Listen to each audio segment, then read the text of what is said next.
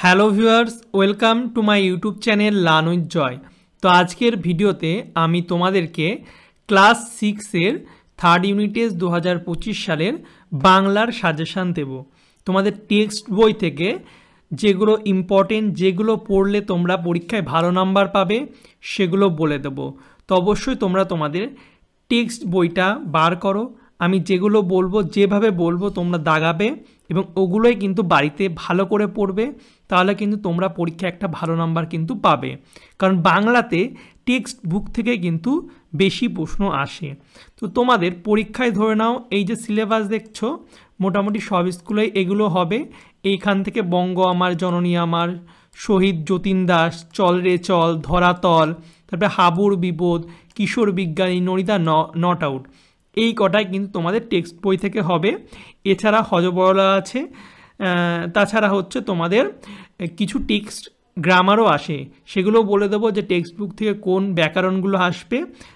আর তোমাদের ব্যাকরণের মধ্যে আছে যেমন ধাতুরূপ, ধাতু বিভক্তি, ঠিক আছে, ক্রিয়া বিভক্তি ও ক্রিয়া, তারপরে যে শব্দযোগে বাক্য গঠন, পত্র রচনা আছে। তো এগুলো তোমরা যদি আলাদা করে সাজেশান চাও তাহলে কমেন্টে লিখবে, আমি তাহলে তোমাদের জন্য আলাদাভাবে সাজেশান কিন্তু করে দেবো।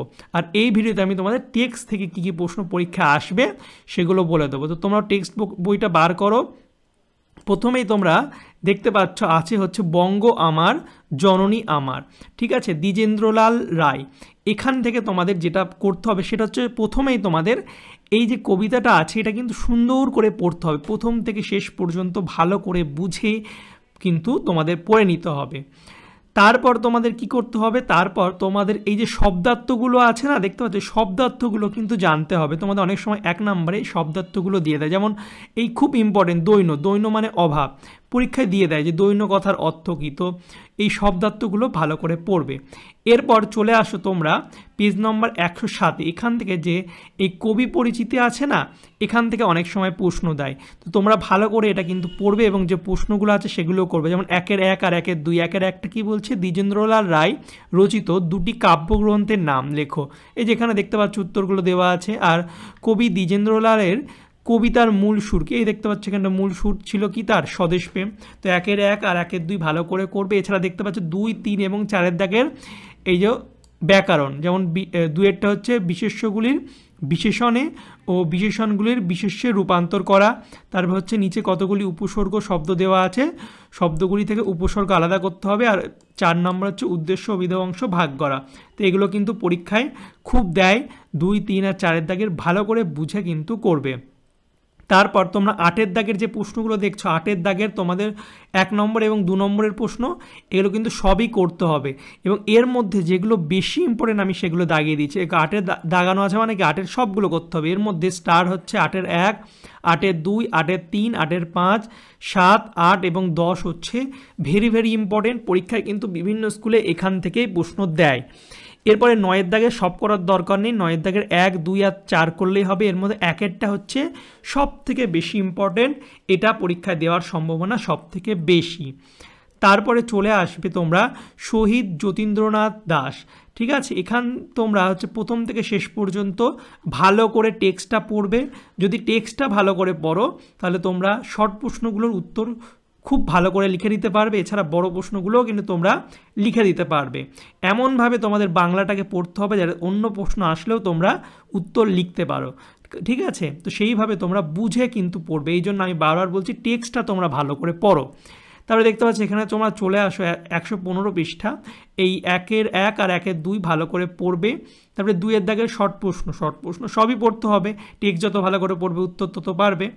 এ তো 2-এরগুলো সবই পড়বে। এর মধ্যে 2-এর 1, 2, 4, 5 এবং 7, 8 স্টার দিয়ে রাখো, বেশি ইম্পর্টেন্ট, পরীক্ষায় খুব আসে, ঠিক আছে। যেমন 2-এর 5, এটা তো দেখবে তোমরা প্রশ্ন বিচিত্রার প্রতিটা স্কুলে এই প্রশ্নটা দিয়েছে। 3, 4 আর 5 দাগের করবে। এর মধ্যে সন্ধি বিচ্ছেদ খুব ইম্পর্টেন্ট, ভালো করে বুঝে বুঝে করার চেষ্টা করবে। এগুলো হচ্ছে ব্যাকরণ অংশ। শব্দার্থ তো বলেছি, একটা টেক্সট পড়লে তার শব্দার্থগুলো জানতে হবে। 7-এর দাগগুলো করো, 8-এর দাগগুলো উদ্দেশ্য বিধেয় করো, খুব সহজ। এরপরে 10-এর দাগ, 10-এর দাগে তোমাদের সবই করতে হবে। এর মধ্যে বেশি যেগুলো ইম্পর্টেন্ট সেটা হচ্ছে 2, 4, 6, 7, 9, 10, এই কটা হচ্ছে বেশি গুরুত্বপূর্ণ। এছাড়া 11-এর দাগ থেকে প্রশ্ন আসে না, তোমাদের না করলেও হবে। এরপরে তোমরা চলে আসো মোরা দুই সহোদর ভাই, কাজী নজরুল ইসলাম। ভালো করে পড়বে, খুব ছোট একটা কবিতা আছে, খুব দেখতে পাচ্ছ মাত্র হচ্ছে কয়েক লাইন আছে, সুন্দর করে পড়বে এবং তারপরে মানেগুলো পড়ে নেবে। সহোদর, এটা কিন্তু খুব সহোদর মানে কি, সহোদর মানে হচ্ছে একই মায়ের হচ্ছে সন্তান। তো এই মানেগুলো ভালো করে পড়বে। তারপরে এই 1-এর 1 আর 1-এর 2 কবি পরিচিতি থেকে যে প্রশ্ন আছে সেগুলো করবে। তারপরে 2-এর দাগেরগুলো সবগুলো করতে হবে, এর মধ্যে 2-এর 1-এরটা হচ্ছে বেশি ইম্পর্টেন্ট। 3-এর দাগেরগুলোও সবগুলো করতে হবে, এর মধ্যে 3-এর 1-এরটা হচ্ছে বেশি ইম্পর্টেন্ট। 4-এরগুলো করবে, 5 করবে, 6 এবং 8, এ কটা করলেই তোমাদের হয়ে যাবে। তারপরে তোমরা চলে আসো ধরাতল, রবীন্দ্রনাথ ঠাকুর, ছোট একটা কবিতা, ভালো করে পড়ে নেবে, মানেগুলো শব্দার্থ পড়ে নেবে, আর কবি পরিচিতি তোমাদের পড়তে হবে। এবং 2-এর দাগেরগুলো দেখো, 2-এর দাগের মধ্যে যেগুলো ইম্পর্টেন্ট সেগুলো হচ্ছে 2-এর 2, 4, 5 এবং 6 বেশি ইম্পর্টেন্ট। তাছাড়া বাকিগুলো দেখে রাখবে, শর্ট প্রশ্ন, ততটা টাইম তোমাদের লাগবে না। দেখো 8-এর দাগেরগুলো ইম্পর্টেন্ট, কিন্তু 8-এর দাগের 8-এর 1, 2, 3 আর 4 হচ্ছে বেশি ইম্পর্টেন্ট। পরীক্ষায় কিন্তু এখান থেকেই প্রশ্ন দেয়, যেগুলো স্টার দেওয়া আছে হলো। এরপরে তোমরা চলে আসো হাবুর বিপদ। হাবুর বিপদ খুব ভালো একটা গল্প, ভালো করে পুরোটা পড়ে নেবে, তাহলে শর্ট কোশ্চেনে যাই আসুক না কেন তোমরা লিখতে পারবে, কারণ টেক্সটটা হচ্ছে তোমাদের বাংলায় সব থেকে গুরুত্বপূর্ণ। তো এরপরে 1-এর 1 আর 1-এর 2 করে নেবে ভালো করে, 133 পৃষ্ঠা। 2-এরগুলো সব ইম্পর্টেন্ট, কিন্তু 2-এর 3 আর 4-এরটা হচ্ছে বেশি ইম্পর্টেন্ট। পরীক্ষায় 2-এর 3 আর 4 বেশিরভাগ স্কুলেই দেয়।